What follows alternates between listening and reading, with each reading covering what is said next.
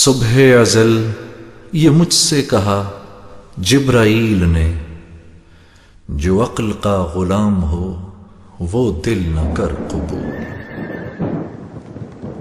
بو بکر عمر عثمان ولی، بو بکر عمر عثمان ولی، یاران نبی میں سب سے جلی، بو بکر عمر عثمان ولی، اصحاب محمد حق کے ولی، بو بکر عمر عثمان ولی، یاران نبی میں سب سے جلی، بو بکر عمر عثمان ولی، بو بکر عمر عثمان ولی۔ اسلام نے جن کو عزت دی، اسلام کو قوت جن سے ملی، اسلام نے جن کو عزت دی، اسلام کو قوت جن سے ملی، اسلام نے جن کو عزت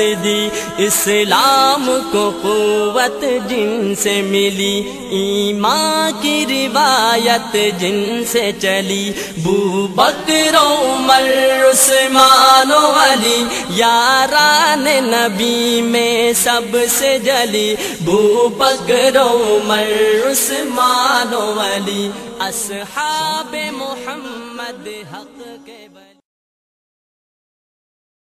اعوذ باللہ من الشیطان الرجیم، بسم اللہ الرحمن الرحیم، نحمد و نصلی علی رسولہ الکریم، اما بعد، معزز سامعین السلام علیکم ورحمۃ اللہ وبرکاتہ۔ حمد و ثنا رب ذوالجلال کے لیے جو تخت عظمت جلال پر ہمیشہ سے متمکن ہے اور ہمیشہ رہے گا۔ اس کی قدرت کاملہ یہ ہے کہ سمندروں میں مد و جزر کا پیدا کرنے والا، رات اور دن کا بنانے والا، خزاں و قدر کا مالک و مختار ہے، عزت اور ذلت کا دینے والا وہی پروردگار ہے، زندگی اور موت اسی کے ہاتھ ہے۔ ہم اسی کی حمد و ستائش بیان کرتے ہیں، اسی کی بڑائی کرا گلاپتے ہیں کہ اس خلاق اکبر نے جو عظیم احسان ہم پر کیا وہ یہی کہ امت محمدیہ میں پیدا فرمایا اور خود اس امت کی تعریف فرمائی کہ تم بہترین امت ہو، لوگوں کو برائیوں سے روکتے ہو، بھلائیوں کی طرف بلاتے ہو۔ درود و سلام سید العرب العجم جمیل الشیم صاحب الجود والکرم صلی اللہ علیہ وسلم کی ذات اقدس پر کہ جس ذات گرامی نے عرب کے بدو اور خانہ بدوشوں کو تاریخ انسانی کے کاروان کا سالار بنا دیا۔ بزرگ اور دوستو، حضرت سعد بن ابی وقاص رضی اللہ تعالیٰ عنہ جو عشرہ مبشرہ کے صحابی ہیں، جن کے حالات زندگی، جن کے سیرت آپ سماعت فرما رہے ہیں، ان کا بڑا مقام اور مرتبہ ہے، فاتح قادسیہ ہے، ایران کے تخت و تاج کو تہو بالا کرنے والی شخصیت کا نام حضرت سعد ہے۔ حضرت سعد اس شخصیت کا نام جو دجلہ کی طغیانیوں میں اپنے گھوڑوں کو اور اپنے تمام ساتھیوں کو، مجاہدین اسلام کو گھوڑوں کو ڈالنے کی آپ نے تربیت دی، اور پھر اس کے بعد فتح و کامرانی آپ کے قدم چومنے لگی۔ پھر آخر کار وہ قصر ابیض جو ایران کا سب سے بڑا سفید محل تھا، اس میں اللہ کی کبریائی بیان کرتے ہوئے جب پہنچے تو وہاں ایک عبرت کا مقام نظر آیا، اس لیے کہ کوئی ذی نفس وہاں پر نہیں تھا، اور وہ تمام جہاں پر چہل پہل ہوا کرتی، جہاں پر شہنشاہ ایران رہا کرتا،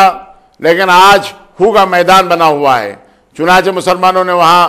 نعرہ تکبیر کے ساتھ نمازیں ادا کی۔ نہ صرف یہ بلکہ پہلا نماز جمعہ کا خطبہ حضرت سعد بن ابی وقاص رضی اللہ تعالیٰ نے مدائن کی یعنی اس خضر ابیض میں دیا،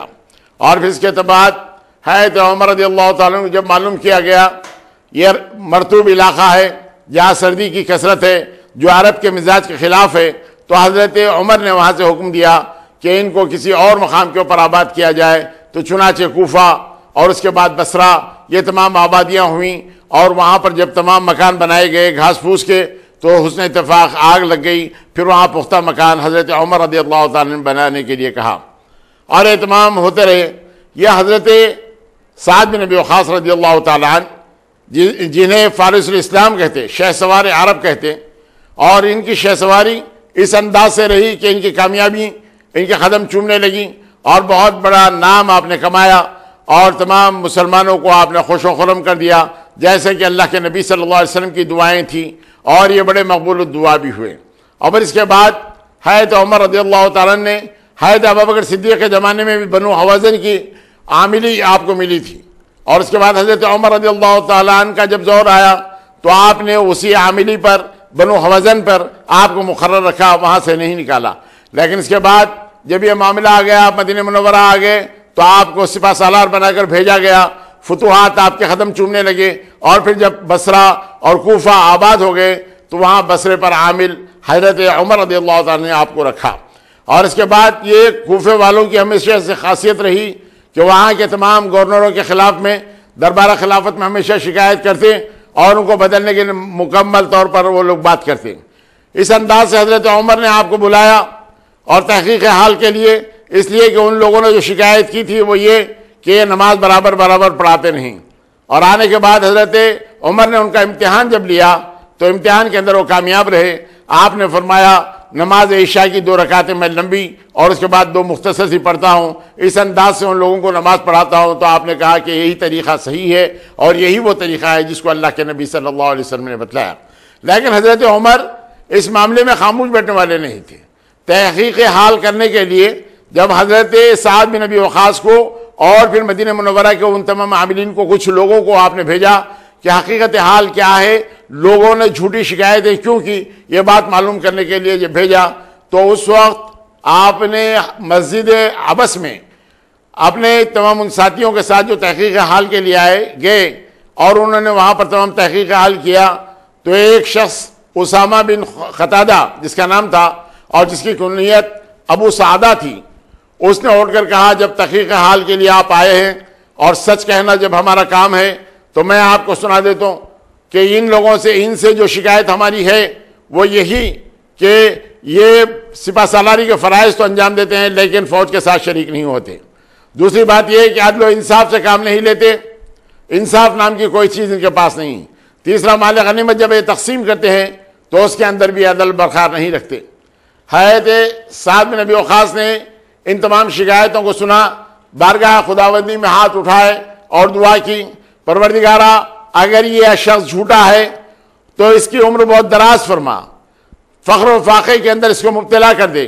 اور لوگ اس کے ساتھ ایسا عمل کریں جو فتنوں کا باعث بنے۔ تو چنانچہ حضرت سعد چونکہ مقبول الدعا تھے اور یہ دعائیں اس انداز سے مقبول ہوئی، عبد الملک بن مروان نے کہا کہ میں نے اس شخص کو دیکھا کہ عمر اتنی دراز ہو گئی کہ اس کے تمام یہ پلکوں پر تمام گوشت آ گیا، یعنی اتنی زیادہ دراز عمر رہی، اور میں نے دیکھا کہ بچے ان کے ساتھ فتنہ کر رہے ہیں، کھیل رہے ہیں، ان کا مذاق اڑا رہے ہیں۔ فخر و فاقہ کے اندر جب وہ مبتلا ہو گیا تو کہتا یہ تھا کہ حضرت سعد بن ابی وقاص کی بددعا مجھے لگ گئی۔ اس انداز سے وہ بارہا کہا کرتا تھا اور اللہ تعالیٰ نے اس کی بڑی عمر دراز کر دی اور اس کے بعد یہ فتنوں کے اندر تمام مشغول ہو گیا۔ یعنی جو بات غلط ان کے ساتھ منسوب کی گئی اور آپ کی بددعا جو ان کے خلاف میں ہو گئی تو اس کے بعد یعنی مطلب یہ ہوا کہ کسی قسم کی بدگمانی سے، کسی قسم کی غلط بیانی سے انسان کو اپنے آپ کو بچائے رکھنا چاہیے اور پھر کسی قسم کے اوپر بہتان نہ باندھے۔ اللہ کے نبی صلی اللہ علیہ وسلم نے بھی اس بات کے لیے بارہا ہدایتیں فرمائی ہیں۔ اور پھر غیبت کے تعلق سے بھی اللہ کے نبی صلی اللہ علیہ وسلم نے فرمایا کہ کسی کی غیبت نہ کرو۔ اور پھر اگر نبی کریم صلی اللہ علیہ وسلم سے صحابہ کرام نے عرض کیا یا رسول اللہ اگر وہ باتیں اس کے اندر موجود ہوں اور اس کے اگر غیر موجودگی میں کہی جائے تو حضور نے فرمایا یہی تو غیبت ہے، اور اگر اس کے اندر وہ باتیں موجود نہیں جس کا تم تذکرہ کر رہے ہو وہ تو بہتان ہے اور یہ تو ایک بڑا فتنہ ہے۔ اللہ کے نبی صلی اللہ علیہ وسلم نے اس انداز سے فرمایا تھا۔ حضرت سعد بن ابی وقاص کو جب کوفے کی گورنری مل گئی اور پھر چونکہ آپ کو پیسوں کی اگر ضرورت پڑتی تو اس وقت کے جو محتمم خزانہ تھے حضرت عبداللہ ابن مسعود، ان سے کچھ وعدہ وعید کر کے آپ نے لے لیا۔ یہ حضرت عثمان غنی کا دور آ گیا۔ حضرت عثمان غنی کے دور میں جب آپ نے کچھ پیسے لے لیے اور تو حضرت عبداللہ ابن مسعود نے ان کے وعدے کے مطابق جب سختی کی تو اس کے بعد آپ نے اپنے عصا کو رکھ دیا اور کہا کہ میں اللہ کی بارگاہ میں دعا کروں۔ تو حضرت عبداللہ ابن مسعود نے کہا آپ دعا مت کیجئے اور مجھے منظور نہیں، میں آپ سے مطالبہ بھی نہیں کرتا۔ جب اس بات کی اطلاع حضرت عثمان غنی کو ملی تو حضرت عثمان غنی نے دونوں کو معزول کر دیا اور دونوں کو معزول کر کے اپنے پاس بلا دیا۔ حضرت عمر رضی اللہ تعالیٰ عنہ آپ کو اس قابل سمجھتے تھے، یعنی اپنے 6 آدمیوں کے جو نام آپ نے دیے کہ اللہ کے نبی صلی اللہ علیہ وسلم آخر وقت تک جن لوگوں سے خوش رہے انہی کے اندر ایک انتخاب خلیفہ کا منتخب کر لیا جائے۔ تو اس وقت حضرت عمر نے کہا اگر سعد اس معاملے کے اندر اگر منتخب ہوتے ہوں تو وہ اس کے اہل بھی ہیں کہ وہ خلافت کر سکتے ہوں۔ اللہ کے نبی صلی اللہ علیہ وسلم کے بارگاہ میں یعنی جب غزوہ بدر میں حضرت سعد شریک تھے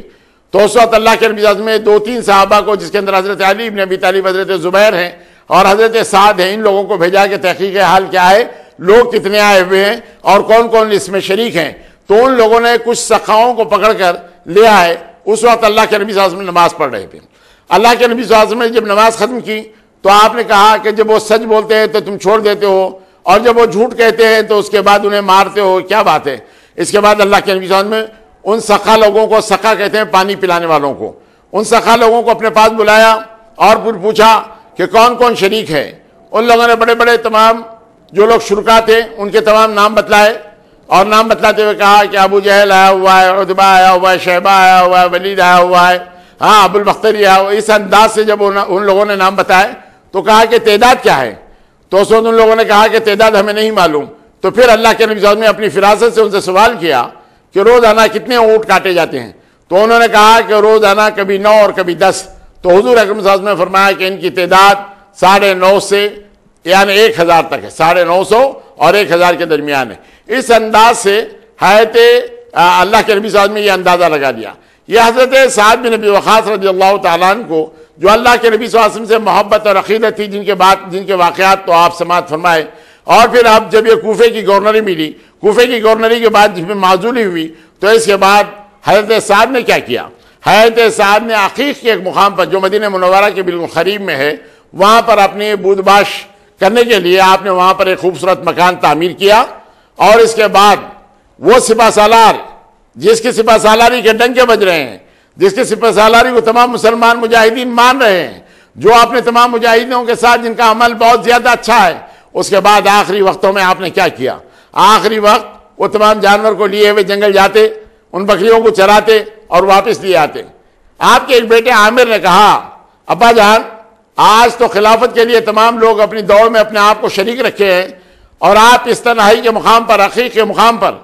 اپنے جانوروں کے ساتھ ان کو چراتے ہوئے آپ یہاں پر ہیں۔ حضرت سعد کو یہ بات بہت بری معلوم ہوئی، انہوں نے بیٹے کے سینے پر ایک ہاتھ مارتے ہوئے کہا، پھر دنیاوی جنجال میں مجھے مبتلا کرنا چاہتا ہے، میں گوشہ عافیت میں آ گیا ہوں، یہی میرے لیے کافی ہے۔ اور حضرت عثمان غنی کے گھر کا جب محاصرہ کیا گیا تو آپ مقام عقیق سے اس مقام پر پہنچے اور ان تمام باغیوں کو سمجھانے کی کوشش کی، حتی المقدور جو کوشش تھی آپ نے انجام دی، لیکن اس کے باوجود جب معاملہ سلجھتا ہوا نظر نہ آیا تو پھر عقیق کے مقام پر آپ چلے گئے۔ اور اس کے بعد جب آپ کے سامنے یہ باتیں آئی کہ حضرت عثمان غنی شہید کر دیے گئے، اس وقت آپ کو بڑا رنج ہوا، اس لیے کہ خلیفۃ المسلمین کو شہید کر دیا گیا تھا۔ حضرت علی بن ابی طالب کی خلافت کے لیے جب اعلان ہوا تو فوراً گئے اور حضرت علی بن ابی طالب سے آپ نے بیعت کر لی، لیکن کسی جنگ میں آپ شریک نہیں رہے۔ آپ کے ایک بھتیجے تھے ہاشم بن عتبہ، انہوں نے کہا کہ آپ چلیے جنگ میں، تو انہوں نے کہا کہ ہاں مجھے ایک ایسی تلوار دے دو جو مسلمانوں کے خلاف نہ چلے، کافروں کے اوپر چلتی رہے۔ اس وقت وہ خاموش ہو گئے، اس لیے کہ آپ تنہائی پسند ہو گئے۔ جنگ جمل، جنگ صفین میں کسی قسم کا یا نہروان کی جنگ میں کسی قسم کا آپ نے کوئی حصہ نہیں لیا، اور گوشہ عافیت میں رہنا ہی آپ اپنے لیے مناسب سمجھے۔ اس انداز سے زندگی کے تو دن گزرتے رہے، اور زندگی کے اندر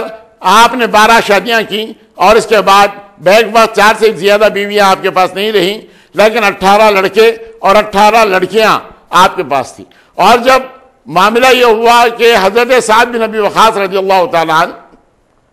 اگر کسی حدیث کو سنا دیتے، تو ایک مرتبہ ہوا یہ کہ حضرت عبداللہ ابن عمر نے اپنے باپ حضرت عمر سے رضی اللہ تعالیٰ عنہ ان سے سوال کیا کہ میرے پاس، میں نے حضرت سعد بن ابی وقاص سے ایک حدیث سنی ہے، اس کے تعلق سے کچھ تحقیق حال کے لیے آپ سے میں پوچھ رہا ہوں۔ تو حضرت عمر نے جواب دیا، اگر حضرت سعد سے تم نے یہ بات سن لی ہو تو مزید کسی تحقیق کی ضرورت نہیں، یعنی حضرت سعد اس انداز سے ہی بیان کریں گے اور وہی معاملہ بالکل درست رہے گا جو حضرت سعد بن ابی وقاص نے کہا۔ اس لیے کہ حضرت عثمان غنی ہو یا حضرت عمر رضی اللہ تعالیٰ عنہ یا حضرت ابوبکر صدیق ہو، ان کے پاس آپ کا مقام اور مرتبہ بہت زیادہ بلند اور بالا تھا۔ ایک مرتبہ حضرت عمر نے کہا کہ زمین جس کے اندر کچھ زمین آ گئی ہے ان کی، تو اس وقت آپ نے کہا کہ حضرت سعد جو بھی فیصلہ کریں گے اپنے موافق میں مخالف میں، اس کو تمام مان لیا جائے گا، اس انداز سے آپ نے کہا۔ اور پھر جب آپ کا انتقال ہوا اس عقیق کے مقام پر، تو آپ کو مدینہ منورہ لایا گیا، تو حضرت بی بی عائشہ صدیقہ رضی اللہ تعالیٰ عنہا اور تمام ازواج مطہرات چاہتی تھیں کہ وہ بھی نماز جنازہ میں شریک رہے۔ تو اس وقت لوگوں کو اندر جنازہ لانے کے لیے، مسجد نبوی میں لانے کے لیے تھوڑا سا تعامل ہوا. اس وقت ان لوگوں نے تھوڑا سا توقف کیا. تو حضرت بی بی عائشہ صدیقہ رضی اللہ تعالیٰ عنہ جب معلوم ہوا تو آپ نے کہا کہ لوگ اتنا جلدی کیسے بھول گئے کہ اللہ کے نبی صلی اللہ علیہ وسلم نے سہیل بن بیضا کی جو نماز جنازہ تھی وہ مسجد میں انہوں نے ادا کی تھی. حضرت بی بی عائشہ کا یہ سننا تھا کہ فوراً لوگ اس جنازے کو لیے ہوئے اس مقام پر آئے جہاں تمام اصحاب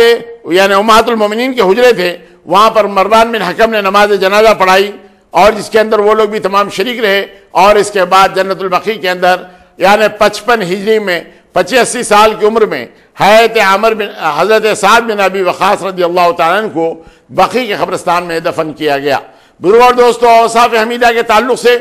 یا آپ کے جو عادت و اطوار تھی یا اپنی اولاد کے ساتھ جو سلوک تھا وہ ایک مثالی سلوک تھا. اور پھر اس انداز کے جدت پسند تھے کہ مت پوچھئے. کسی قسم کا کوئی خلاف اللہ کے نبی صلی اللہ علیہ وسلم کے اگر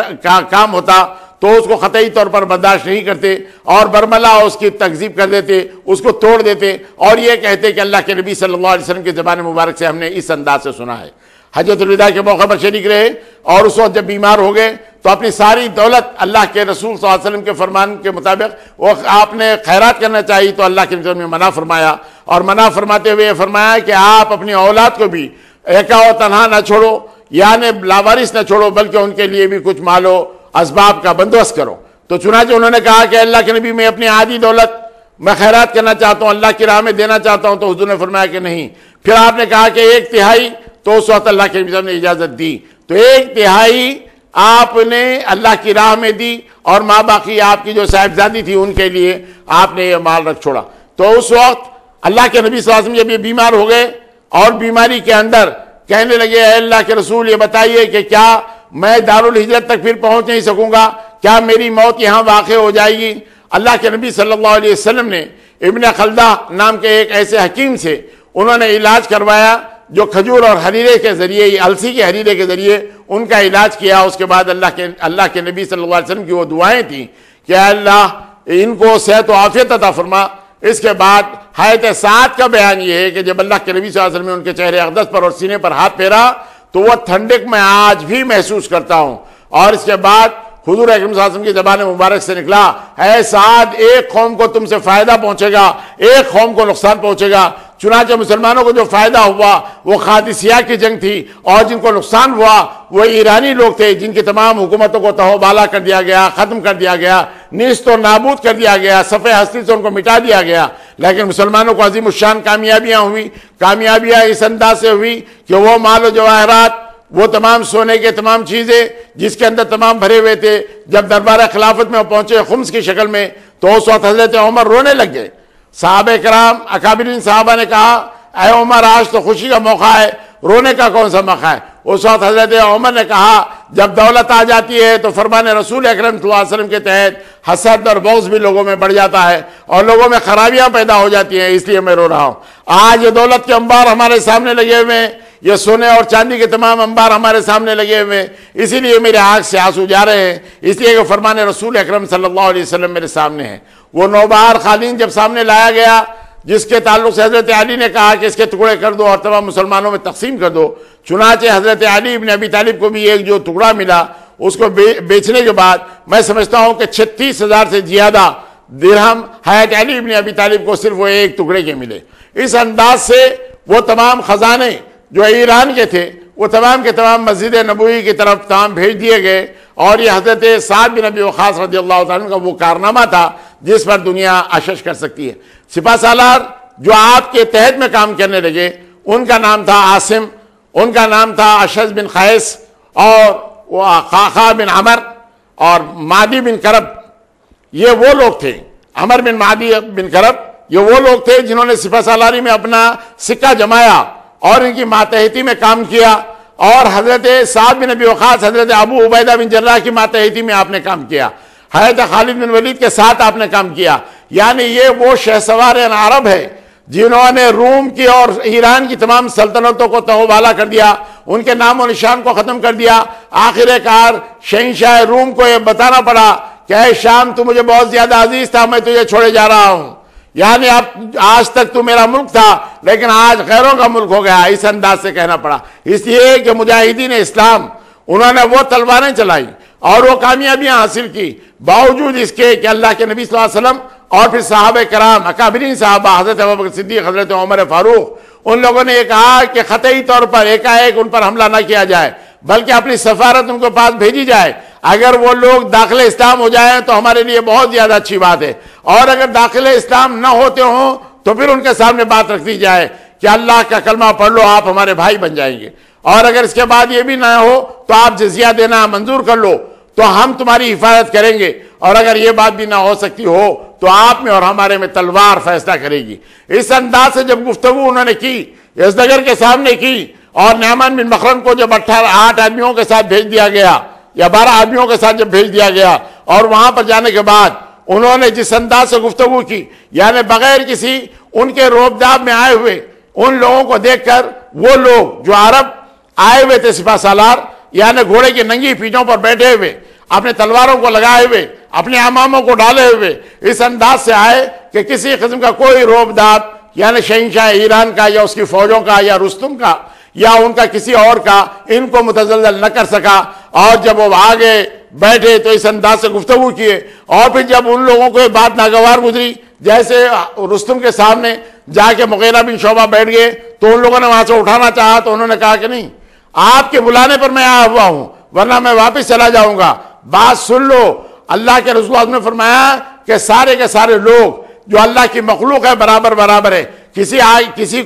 کسی کے اوپر کوئی فوقیت نہیں، تمہارے بلانے پر آیا ہوں، اس لیے رستم نے اس شرمندگی کے ساتھ ان کو بیٹھنے کے لیے مجبور کیا۔ نعمان بن بخرین کے سامنے جب انہوں نے کہا کہ کیا ایران کے خزانوں پر تمہارے نظریں پڑ گئی، تم تو بھوکے اور ننگے تھے، تم سے زیادہ وحشی اور کون تھا، دنیا کے اندر سب سے زیادہ قوم اگر ذلیل تھی تو وہ تمہاری اپنی قوم تھی، آج تم کو ایران کے خزانے کیسے یاد آ گئے، ایرانیوں سے مقابلے کے لیے کیسے تم لوگ آ گئے؟ اس وقت ٹھہر کر لوگوں نے کہا اے بادشاہ تمہاری اپنی بات بالکل درست، لیکن اللہ تعالیٰ نے ہم پر کرم کیا، ہم نے اپنے حبیب کو نازل کیا، اللہ رب العزت نے ایک رسول کو ہمارے پاس بھیجا جن کی تعلیمات یہ ہیں کہ سارے انسان بنی نوع انسان سب کے سب برابر ہیں، کسی پر کسی کو فوقیت نہیں، اور پھر انہوں نے وحدہ لا شریک کا کلمہ پڑھایا کہ اللہ وحدہ لا شریک ہے، اسی کی پرستش ہے، کسی اور کی پرستش نہ کی جائے، اور اس کے بعد انہوں نے وہ تمام باتوں سے منع کیا جو اللہ نے حرام کی ہیں، ان تمام باتوں کو کھانے پینے کے لیے اجازت دی جس کو اللہ تعالیٰ نے حلال کیا۔ بلا شبہ ہم وہ لوگ تھے جن پر لوگ ہنسا کرتے تھے، لیکن آج ہمارا وہ مقام نہیں، اللہ نے ہمیں عزت دار بنایا اور اللہ نے ہمیں عزت و شرف سے نوازا، اور اس کے بعد ہم آئے ہیں۔ ان لوگوں نے جب مذاق اڑانا چاہا کہ کیا ان تلواروں سے تم شہنشاہ ایران کو تمام فتح کر لو گے، یعنی تمام ایرانی سلطنتوں کو نیست و نابود کر دیں گے، تو اس وقت ان لوگوں نے کہا کہ آپ تلوار کو مت دیکھیے، تلوار کی کاٹ کو دیکھیے، اس کے چلانے والوں پر اس کا انحصار ہوتا ہے، چھوٹی سی چنگاری سارے کے سارے خرمن کو آگ لگا دیتی ہے۔ اس انداز سے انہوں نے کہا اور اپنی شجاعت کا سکہ اس انداز سے منایا۔ پھر بادشاہ نے ان کو سمجھانے کی کوشش کی کہ تمہارے ساتھ جتنے لوگ آئے ہیں میں ان کے ساتھ مال و متاع دیتے ہوئے، جتنے تمہارے پاس اونٹ ہیں اس پر تمام اناج کو لاتے ہوئے اور تمام سامان سے تمہارے کو بیش قیمت سامان سے بھی دیتے ہوئے میں تم کو یہاں سے رخصت کروں گا، آپ جنگ و جدال نہ کیجئے بلکہ یہاں سے چلے جائیے۔ اس وقت ان لوگوں نے کہا کہ ملک گیری ہمارا مقصد نہیں، ہمارا مقصد صرف یہ ہے کہ اللہ کے نام کو ہم بلند کریں اور پھر اللہ کے پیغام کو پہنچا دیں، اللہ کے پیغام کو پہنچانے کے لیے ہم آپ کے پاس آئے ہیں۔ اس انداز سے جب ان لوگوں نے گفتگو کی، اس کے بعد جب رستم آ گیا قادسیہ کے میدان میں جنگ سے پہلو تہی کرتا رہا، اور پھر ایک مرتبہ نہیں 4 مرتبہ اس کے پاس تمام وفد بھیجا گیا، اور اس کے باوجود بھی وہ سارے کے سارے کوئی بات ماننے کے لیے اس لیے تیار نہیں ہوئے کہ مسلمانوں کے سامنے صرف 3 سوال تھے، اللہ وحدہ لا شریک کی پرستش کرنا، یا جزیہ دینا، یا جنگ کے لیے تیار ہو جائیں۔ پھر وہ آخر کار ایسا شعلہ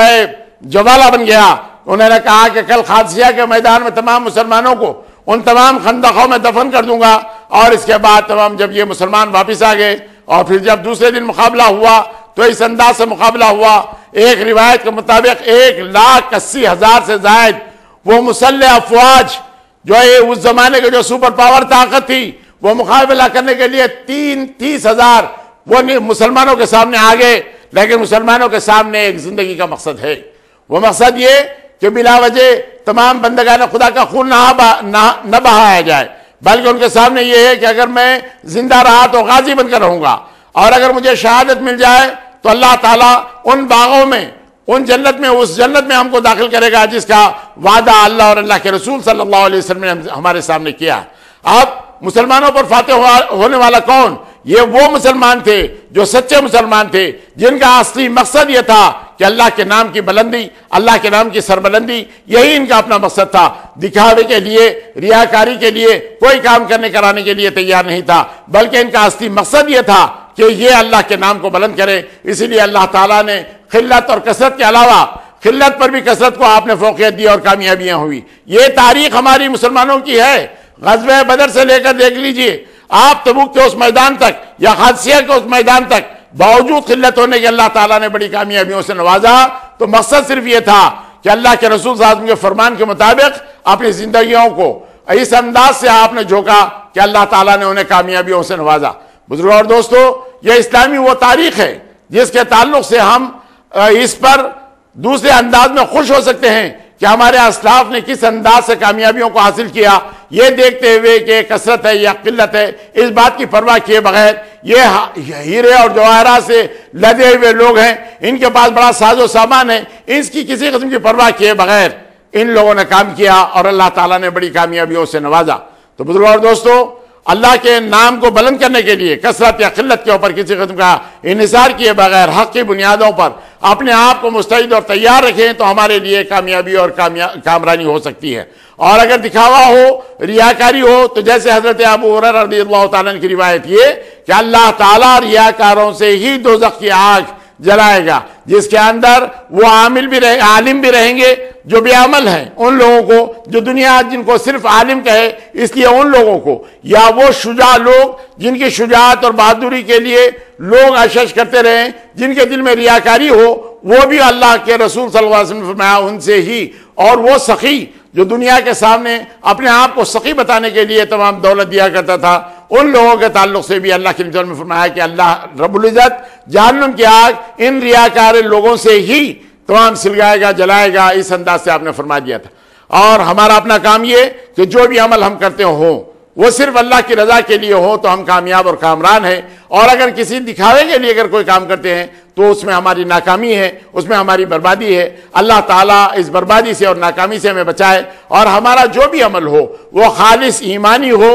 اور اسلام کے لیے ہو، اسلام کی سربلندی کے لیے ہو، اللہ کے نام کو بلند کرنے کے لیے ہو، تو ہم کامیاب اور کامران۔ اس لیے کہ اللہ کے نبی صلی اللہ علیہ وسلم نے خیبر میں حضرت علی بن ابی طالب کو فاتح خیبر کو بھیجتے ہوئے کہا تھا، اے علی ان کے سامنے اسلام پیش کرو، اگر تمہارے اسلام پیش کرنے سے ایک آدمی بھی اگر مسلمان ہوتا ہو تو سرخ اونٹ خیرات کرنے سے زیادہ بہتر ہے۔ اللہ کے نبی صلی اللہ علیہ وسلم نے فرمایا، یعنی حضور کے پاس انسانی جانوں کی جو قدر و منزلت تھی، وہ اس بات کا اندازہ لگا سکتے ہیں کہ حضور اکرم صلی اللہ علیہ وسلم نے اس زمانے کے سپر پاور طاقت سے مقابلہ کرنے کے لیے جو 700 میل کا سفر تبوک کے موقع پر کیا، وجہ کیا تھی؟ کہیں دشمن آپ کے مقام پر نہ آ جائے، بندگان خدا کا کہیں خون نہ بہائے، بے گناہ لوگ کہیں مارے نہ جائیں۔ اس لیے اللہ کے نبی صلی اللہ علیہ وسلم نے ہمیشہ اس بات کا خیال رکھا، جہاں جہاں سرگوشیاں ہوتی رہیں، جہاں جہاں اسلام کو نقصان پہنچانے کے لیے تمام لوگ مشورے کرتے رہے، اللہ کے نبی صلی اللہ علیہ وسلم تحقیق حال کے بعد ان لوگوں کے پاس پہنچتے اور ان لوگوں کا اس انداز سے صفایا کرتے، اور اس کے بعد اللہ تعالیٰ نے ان کو کامیابیوں سے نوازا، اور اس کے بعد وہ لوگ واپس آ جاتے۔ مجاہدین اسلام کے تعلق سے حیات عمر کے زمانے میں جب یہ تمام فتوحات ہو گئیں تو زمین کا ایک مسئلہ آ گیا کہ زمین کیا مجاہدوں میں تقسیم کر دی جائے یا اس کو آئندہ آنے والے مسلمانوں کے لیے محفوظ کر دی جائے، اس لیے کہ مسلمانوں کا خرچہ کس انداز سے چلے گا۔ یہ ایک ایسا چھپتا ہوا مسئلہ تھا جس میں حضرت بلال اور بڑے بڑے اکابرین صحابہ یہ کہتے تھے کہ جن کی تلوار سے فتوحات ہوئی ہوں ان لوگوں کا اس معاملے کے اندر حق ہے، لیکن حضرت عمر کے سامنے یہ بات تھی کہ آپ یہ معاملے کے اندر تھوڑا سا جو مال و زر ہے وہ سارے کا سارا تقسیم کر دیا جائے، زمین مسلمانوں کے لیے تمام وقف کر دی جائے، اور اس کے بعد آنے والی نسل اس سے فائدہ اٹھا سکے۔ لیکن معاملہ یہاں پر یہ ہوا کہ حضرت بلال حضرت عمر سے اس انداز سے چمٹ گئے، آخر کار حضرت عمر کو بولنا پڑا، یا الہی یہ بلال سے مجھے محفوظ رکھ، مجھے بچا اس انداز سے۔ حضرت بلال وہ جو حضرت عمر رضی اللہ تعالیٰ جن کو بے انتہا چاہتے، حضرت ابوبکر صدیق نے جن کو آزاد کیا، حضرت ابوبکر صدیق نے یہ کہا تھا کہ آپ یہاں رک جائیے، تو کہا کہ نہیں، میں تو جب اللہ کے نبی صلی اللہ علیہ وسلم اس دار فانی سے کچھ کیے تو مجھے یہاں رہنا سوال نہیں پیدا ہوتا. اس انداز سے آپ دمشق چلے گئے. اور پھر اس کے بعد جب بیت المقدس کا معاملہ آیا تو اس وقت حضرت عمر نے کہا تھا کہ اے بلال ایک مرتبہ ہمیں پھر اذان سنا دو. تو اس وقت حضرت بلال کی اذان بلالی جب گونجی بیت المقدس میں تو نبی کریم صلی اللہ علیہ وسلم کا دور تمام صحابہ کرام کو یاد آ گیا. حضرت عمر کا بھی عالم رہا کہ روتے ہوئے ہچکی لگ گئی. اور اس کے بعد حضرت بلال نے یہ کہا تھا کہ میں آج کے بعد پھر آپ کا کسی قسم کا کوئی حکم ماننے کے لیے تیار نہیں، چونکہ آپ خلیفۃ المسلمین ہیں، آپ نے حکم دیا اسی لیے میں آزاد دے رہا ہوں. اس انداز سے انہوں نے آزاد دی. جب اتنا زیادہ چاہتے تھے تو اس کے باوجود بھی جب انہوں نے اس معاملے کے اندر بڑا اصرار کیا اور یہ کہتے ہوئے کہ تمام مجاہدین میں تقسیم ہو جانا چاہیے، تو اس وقت تھوڑا سا اختلاف ہوا. لیکن اکابرین صحابہ نے پھر اس معاملے کو حل کرتے ہوئے کہا کہ یہ بات جو حضرت عمر کے دل اور دماغ میں آئی ہوئی ہے وہی بات سچ ہے. تو اسی کے اوپر عمل کیا گیا اور اس کے بعد وہ تمام زمینوں کو محفوظ کیا گیا، مال و دولت تمام مجاہدین میں تقسیم کی گئی. اور اس انداز سے حضرت عمر کے زمانے میں قادسیہ ایران کا تختہ پلٹ گیا اور سارے کے سارے نیست و نابود ہو گئے. ان کا نام و نشان صفحہ ہستی سے مٹ گیا. وہ لوگ جو کچھ نہ کرتے ہوئے سب کچھ پا لینا چاہتے ہیں، اللہ کے رسول صلی اللہ علیہ وسلم کے فرمان کے مطابق سارے کے سارے نیست و نابود کر دیے جاتے ہیں. اس انداز سے صفحہ ہستی سے ان لوگوں کا خاتمہ ہوا. اگر سعد بن ابی وقاص رضی اللہ تعالیٰ عنہ کی زندگی پر نظر ڈالیں تو وہ وادی بنی شعیب کے 3 سال جو اللہ کے نبی صلی اللہ علیہ وسلم کے ساتھ محصوری میں گزارے آپ، اس میں بسا اوقات ایسا بھی ہو گیا بھوک کی شدت اور اس انداز کی شدت کے مت پوچھیے کہ پیر کے نیچے کوئی نرم چیز آ گئی، اس کو دھو لیا، اس کو جلا لیا، کوٹ لیا، پھانک لیا، پیٹ کی آگ اس انداز سے بجھ گئی. اور نہ صرف یہ بلکہ آپ کہا کرتے تھے کہ بعض جگہوں میں تو ایسا ہی معاملہ ہوا کہ ہم پتے کھا لیتے تو ہمارا جو فضلہ ہوتا وہ بکریوں کے جیسا ہوتا، مینگنیوں کے جیسا آتا اور اس انداز سے تمام پریشانی ہوتی. اور پھر اس کے بعد جب وادی عقیق میں آخری وقت آ گیا تو اس وقت 5000 زکوٰۃ آپ نے نکال کر مدینہ منورہ کے گورنر کے پاس بھیج دیا، مروان بن حکم کے پاس. اور اس کے بعد 2.5 لاکھ روپے اپنے تمام ورثہ میں تقسیم کرنے کے لیے نقد آپ نے چھوڑے. تو حضرت سعد بن ابی وقاص رضی اللہ تعالیٰ عنہ کی زندگی کے حالات آپ سن رہے ہیں. ایک مرتبہ ہوا یوں کہ حضرت معاویہ سے ملاقات کے لیے جب پہنچے آپ تو بادشاہ کو مخاطب کرتے ہوئے کہا کہ اے بادشاہ، تو معاویہ نے کہا کہ اگر خلیفہ اگر آپ کہتے تو اس میں کیا قباحت تھی. تو اس وقت آپ نے کہا کہ اے بادشاہ، اگر تمہارے جیسی خلافت ہمیں ملتی تو ہم خلافت کو بھی منظور نہیں کرتے. یہ خلافت نہیں، یہ بادشاہت ہے، اس لیے میں نے ایسی بات کہی ہے آپ سے. یعنی اتنی حق گوئی کے ساتھ بیان کرنے والے حضرت سعد بن ابی وقاص رضی اللہ تعالیٰ عنہ تھے. اللہ کی بارگاہ میں میری دعا ہے کہ پروردگار عالم ہمیں سچا اور پکا مسلمان بنا دے. پروردگارہ ہم پر کرم فرما، رحم فرما، فضل فرما، ہمارے مرحومین کی مغفرت فرما. اے اللہ ہمارے اسلاف کے نقش قدم پر چلنے کی ہمیں توفیق عطا فرما. الہ العالمین حق و صداقت کے لیے زندہ رہنا، حق و صداقت کے لیے جان دینا ہمارا شفا بنا دے. پروردگارہ کرم فرما، رحم فرما، فضل فرما، ہمارے مرحومین کی مغفرت فرما. ہماری دعاؤں کو نبی کریم صلی اللہ علیہ وسلم کے صدقہ طفیل میں قبول فرما. وصلی اللہ علی محمد النبی الأمی.